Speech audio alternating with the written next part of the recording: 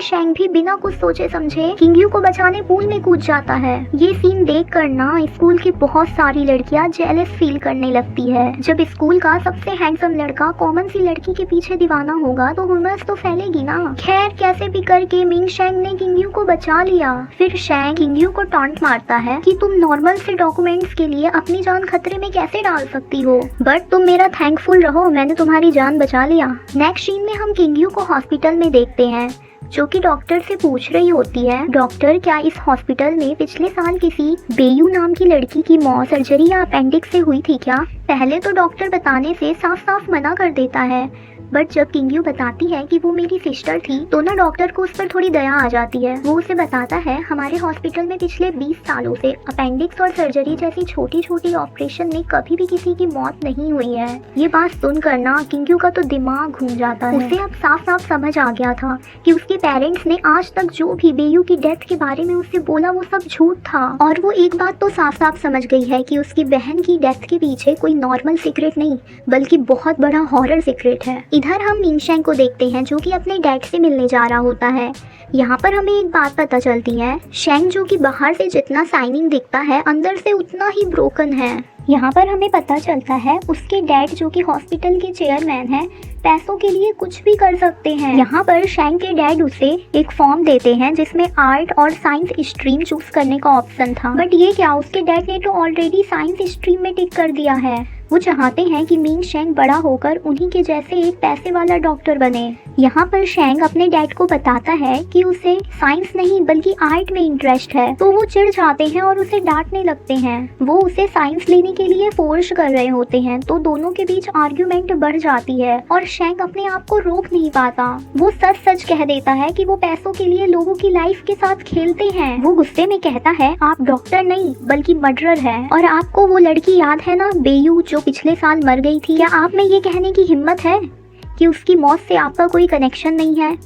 ये सुनकर ना शेंग के डैड की बोलती बंद हो जाती है। इससे हमें पता चलता है कि बेयू की डेथ का कनेक्शन मिंग शेंग से ही नहीं बल्कि उसकी पूरी फैमिली से है। इसके बाद किंगयू की पूरी फैमिली वैकेशन बनाने के लिए अपने गांव चले जाती है।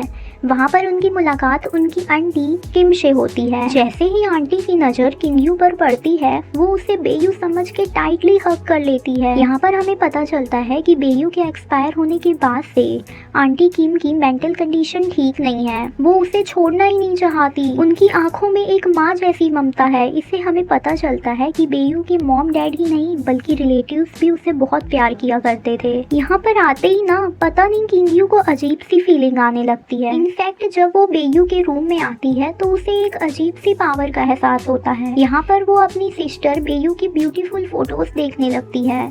तभी उसकी नज़र एक बॉक्स पर पड़ती है जहाँ पर फॉर किंगयू लिखा होता है।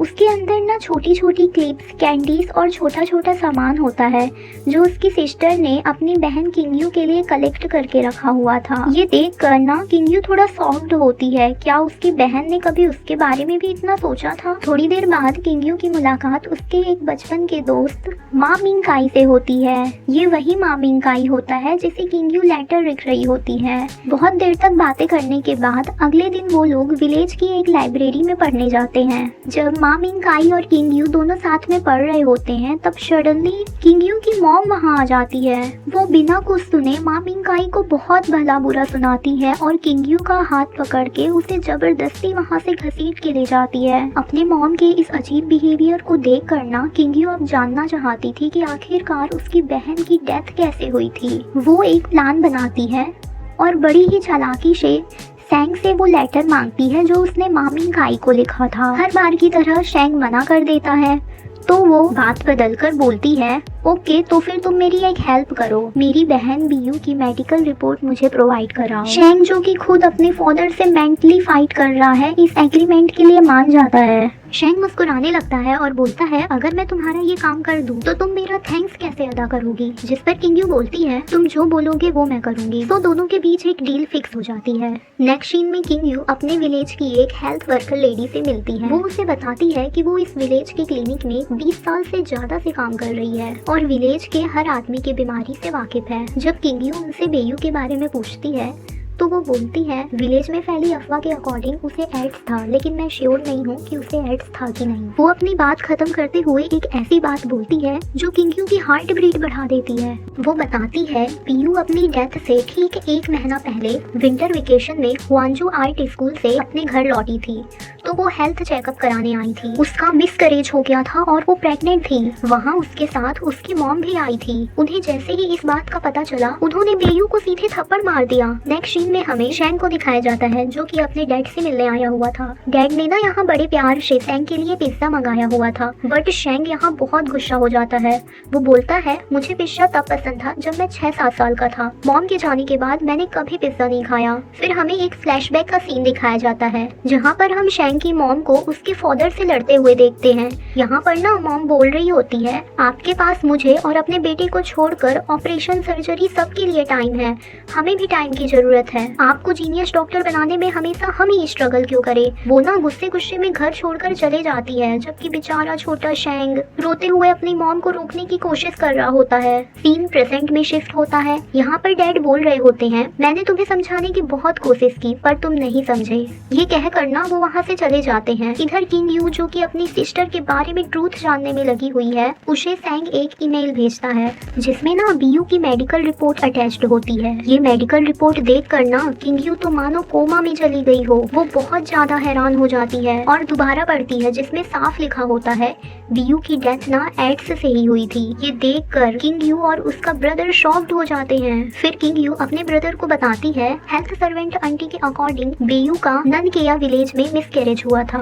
यहाँ पर ना किंग यू उस आदमी को ढूंढने का ठान लेती है। नेक्स्ट सीन हमें स्कूल का दिखाया जाता है क्योंकि समर वेकेशन तो खत्म हो चुके हैं। यहाँ पर लोग अभी भी किंग यू को ना बुली करना नहीं छोड़ते। फिजिकल क्लास के दौरान किंग यू की सूट चोरी हो जाते हैं जिससे उसे बहुत एम्बैरेस फील होता है। शैंग उसकी फीलिंग को समझता है और उसे अपने सूच देकर हेल्प करता है। जब किंग यू बॉयज की सूच पहनकर घर जाती है ना तो उसकी मॉम देख लेती है।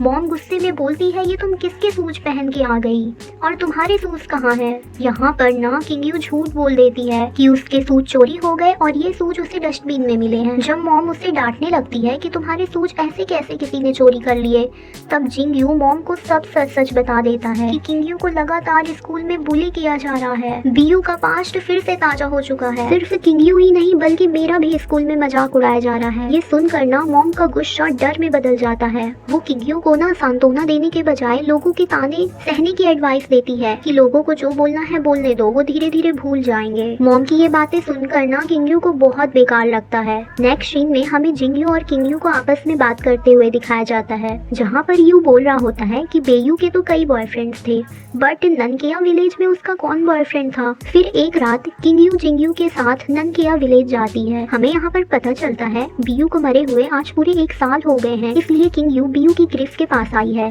यहाँ पर ब्रदर यू बोलता है तुम तो उससे हेट करती थी। पर किंग यू बोलती है भले ही मैं उसे बाहर से कितना भी बुरा भला कहूँ बट वो मेरी बहन थी। मैंने बचपन से ही उसे दिल से चाहा है, एक आइडियल सिस्टर की तरह। जैसे ही वो वहाँ से जा रहे होते हैं उन्हें ना दूर से आंटी किम के घर में आग लगी हुई दिखती है। जब वो आंटी किम के घर में पहुँचते हैं तब बहुत देर हो चुकी थी, उनका घर जलकर राख हो गया था। हमें ना यहाँ पता चलता है आंटी किम की डेथ हो चुकी है और उनके हस्बैंड हॉस्पिटल में एडमिट है। यहाँ पर किंग यू जब उनका जला हुआ सामान बाहर निकाल रही होती है तो उसे एक बेयू का जला हुआ लेटर मिलता है। यहाँ पर ना वो किसी से अपना लव कन्फेस कर रही होती है। मैं उससे लव करती हूँ, वो मेरा फर्स्ट था। नेक्स्ट फ्रेंड्स, अगर ना आपने बाकी एपिसोड्स नहीं देखे हैं तो मेरे चैनल पर जाकर बाकी एपिसोड देख लीजिए। और हाँ, अगर मेरी मेहनत पसंद आई हो तो प्लीज वीडियो को लाइक करके जाइएगा। Okay, bye.